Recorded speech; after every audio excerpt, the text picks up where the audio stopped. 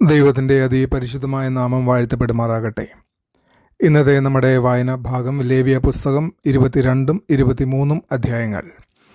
ലേവ്യ പുസ്തകത്തിലെ 22ഉം 23ഉം അധ്യായങ്ങൾ വിശുദ്ധി, ആരാധന, ദൈവത്തിനായി വേർതിരിക്കപ്പെട്ട ജീവിതം എന്നിവയെക്കുറിച്ചുള്ള ദൈവത്തിൻ്റെ ഉപദേശങ്ങളെ തുടരുകയാണ്. ഈ അധ്യായങ്ങൾ പുരാതന ഇസ്രായേലിനുള്ള ചടങ്ങുകളോ നിയമങ്ങളോ മാത്രമല്ല, അവ ദൈവത്തിൻ്റെ വിശുദ്ധ സ്വഭാവത്തെ വെളിപ്പെടുത്തുകയും അവൻ്റെ ജനങ്ങൾ ഭക്തിയോടും അനുസരണയോടും കൃതജ്ഞതയോടും കൂടെ അവൻ്റെ സന്നിധിയിൽ എങ്ങനെ ജീവിക്കണം എന്ന് പഠിപ്പിക്കുകയും ചെയ്യുന്നു. ആത്മീയമായും ദൈവശാസ്ത്രപരമായും ഈ അധ്യായങ്ങൾ ക്രിസ്തുവിലേക്കാണ് ചൂണ്ടിക്കാണിക്കുന്നത്. അവൻ പൂർണ്ണയാഗമാണ്. ഇന്നത്തെ വിശ്വാസികൾ ദൈവത്തിനായി വേർതിരിക്കപ്പെട്ട ജീവിതം എങ്ങനെ നയിക്കണം എന്നും ഈ അധ്യായങ്ങൾ നമ്മെ പഠിപ്പിക്കുന്നു. 22ാം അധ്യായത്തിൽ വിശുദ്ധ വഴിപാടുകളെക്കുറിച്ച് പുരോഹിതന്മാർക്ക് ദൈവം പ്രത്യേക നിർദ്ദേശങ്ങൾ നൽകുന്നു. ദൈവസന്നിധിയിൽ ശുശ്രൂഷ ചെയ്തിരുന്ന പുരോഹിതന്മാർ വിശുദ്ധ വസ്തുക്കളെ കൈകാര്യം ചെയ്യുന്നതിന് മുൻപ് ശുദ്ധരായിരിക്കണം.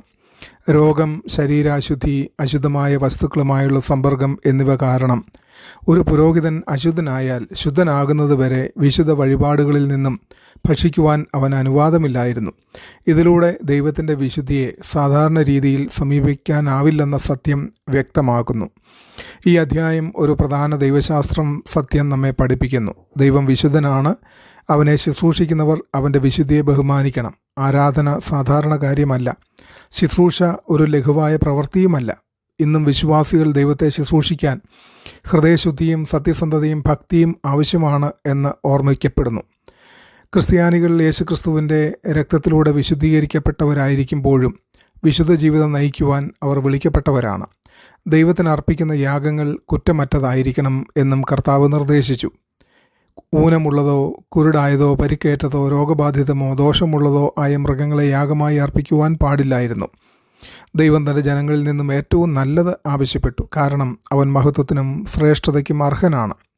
ഈ നിർദ്ദേശം പാപരഹിതനായ ദൈവത്തിൻ്റെ കുഞ്ഞാടായ യേശുക്രിസ്തുവിലേക്കാണ് പ്രവാചകപരമായി ചൂണ്ടിക്കാണിക്കുന്നത്. അവൻ തന്നെ പൂർണ്ണവും നിർമ്മലവുമായ യാഗമായി നമുക്കായി അർപ്പിക്കപ്പെട്ടു. ആത്മീയമായി ഇത് വിശ്വാസികളെ പഠിപ്പിക്കുന്നത് ദൈവം പൂർണ്ണ സമർപ്പണം അർഹിക്കുന്നു എന്നതാണ്. ചിലപ്പോൾ ആളുകൾ ദൈവത്തിന് ശേഷിപ്പുകൾ മാത്രമാണ് നൽകുന്നത്. ശേഷിക്കുന്ന സമയം, ശേഷിക്കുന്ന ശക്തി, ശേഷിക്കുന്ന ആരോഗ്യം അല്ലെങ്കിൽ ഭാഗിക അനുസരണം. എന്നാൽ യഥാർത്ഥ ആരാധന ദൈവത്തിന് ഏറ്റവും നല്ലത് നൽകുന്നതാണ്. റോമാലേഖനം 12ാം അധ്യായത്തിൽ വിശ്വാസികൾ തങ്ങളെ തന്നെ ജീവനുള്ള യാഗങ്ങളായി വിശുദ്ധവും ദൈവത്തിന് പ്രസാദകരവുമായി സമർപ്പിക്കണമെന്ന് പഠിപ്പിക്കുന്നു. 22ാം അധ്യായത്തിലെ മറ്റൊരു പ്രധാന പാഠം ദൈവത്തിൻ്റെ നാമം ജനങ്ങൾക്കിടയിൽ അശുദ്ധമാക്കരുത് എന്നതാണ്. ഇസ്രായേൽ ജാതികൾക്ക് മുമ്പിൽ ദൈവത്തെ പ്രതിനിധീകരിച്ചു.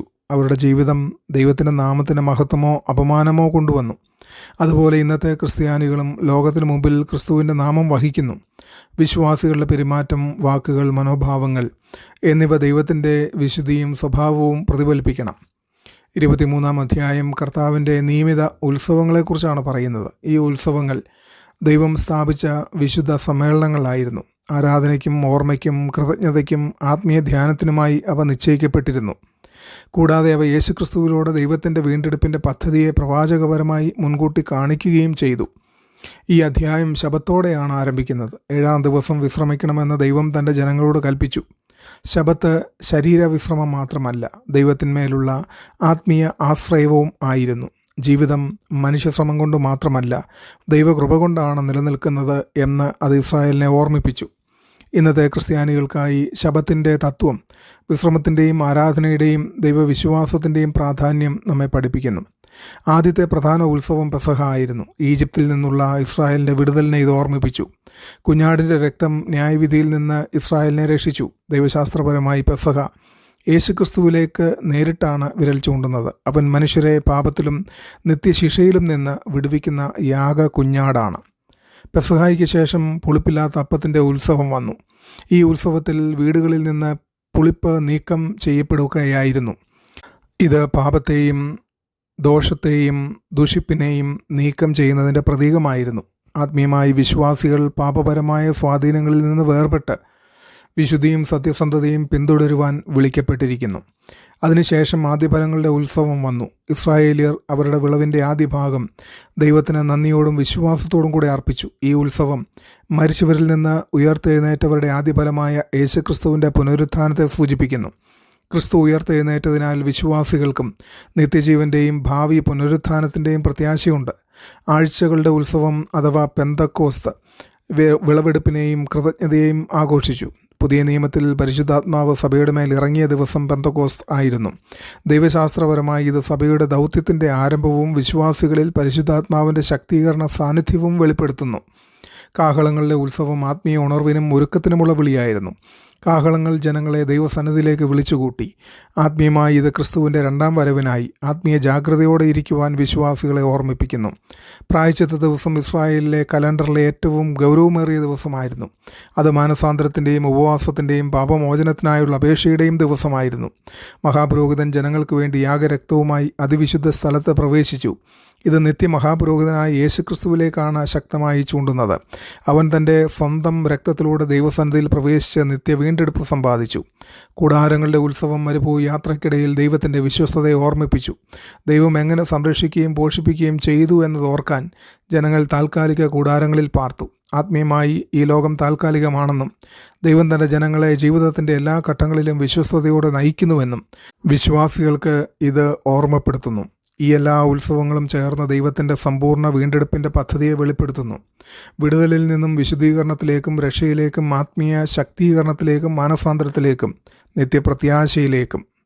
ചരിത്രത്തിൻ്റെ കേന്ദ്രം ക്രിസ്തുവിലൂടെയുള്ള ദൈവത്തിൻ്റെ വീണ്ടെടുപ്പ് പ്രവൃത്തിയാണെന്ന് ഇവ കാണിക്കുന്നു. ഇന്നത്തെ ക്രിസ്തീയ ജീവിതത്തിൽ ഈ അധ്യായങ്ങൾ വിശ്വാസികളെ ഓർമ്മിപ്പിക്കുന്നത് ആരാധന ഉദ്ദേശപൂർണവും വിശുദ്ധവും ദൈവകേന്ദ്രീകൃതവുമാകണമെന്നതാണ്. ക്രിസ്ത്യാനികൾ സഭയിൽ മാത്രമല്ല, ദൈനംദിന ജീവിതത്തിലും ദൈവത്തെ ബഹുമാനിക്കുന്ന വ്യത്യസ്ത ജീവിതം നയിക്കുവാൻ വിളിക്കപ്പെട്ടിരിക്കുന്നു.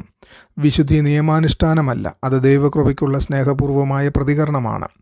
ലേവ്യ പുസ്തകം 22-23 ദൈവത്തിൻ്റെ പ്രവൃത്തികളെ ഓർക്കുന്നതിൻ്റെയും പ്രാധാന്യം പഠിപ്പിക്കുന്നു. മനുഷ്യർ എളുപ്പത്തിൽ ദൈവത്തിൻ്റെ വിശ്വസ്തത മറക്കുന്നു. ഉത്സവങ്ങൾ ഇസ്രായേലിനെ ദൈവത്തിൻ്റെ വിടുതലും പരിപാലനവും നിരന്തരം ഓർക്കാൻ സഹായിച്ചു. ഇന്നും ദൈവജനത്തിന് ആരാധന, വിശുദ്ധ തിരുവത്താഴം, കൃതജ്ഞത, പ്രാർത്ഥന, ധ്യാനം എന്നിവയ്ക്കായി സ്ഥിരമായ സമയങ്ങൾ വേണം. അവസാനമായി ഈ അധ്യായങ്ങൾ ചടങ്ങുകളേക്കാൾ ബന്ധത്തെയാണ് ചൂണ്ടിക്കാണിക്കുന്നത്. ദൈവം ശൂന്യമായ ആചാരങ്ങളല്ല, അവനോടുള്ള സമർപ്പിത ഹൃദയങ്ങളാണ് ആഗ്രഹിക്കുന്നത്. യേശുക്രിസ്തുവിലൂടെ വിശ്വാസികൾക്ക് ഇപ്പോൾ ദൈവസന്നിധിയിലേക്ക് നേരിട്ടുള്ള പ്രവേശനം ലഭിച്ചിരിക്കുന്നു. എങ്കിലും അവൻ്റെ വിശുദ്ധി മാറ്റമില്ലാതെ നിലനിൽക്കുന്നു. അതിനാൽ ക്രിസ്ത്യാനികൾ ഭക്തിയോടും കൃതജ്ഞതയോടും വിശുദ്ധിയോടും സന്തോഷകരമായ അനുസരണയോടും കൂടി ദൈവത്തെ ആരാധിക്കുവാൻ വിളിക്കപ്പെട്ടിരിക്കുന്നു. ഞാൻ ദൈവത്തിന് ഏറ്റവും നല്ലത് അർപ്പിക്കുന്നുണ്ടോ, അല്ലെങ്കിൽ എല്ലാം കഴിഞ്ഞ ശേഷം ശേഷിക്കുന്നത് മാത്രമാണോ? എൻ്റെ ദൈനംദിന ജീവിതം ഞാൻ ആരാധിക്കുന്ന ദൈവത്തിൻ്റെ വിശുദ്ധിയെയും സ്വഭാവത്തെയും പ്രതിഫലിപ്പിക്കുന്നുണ്ടോ? ഈ ചിന്തകളാൽ ഈ പകൽക്കാലം ദൈവം നമ്മളെ അനുഗ്രഹിക്കട്ടെ. ആമേൻ.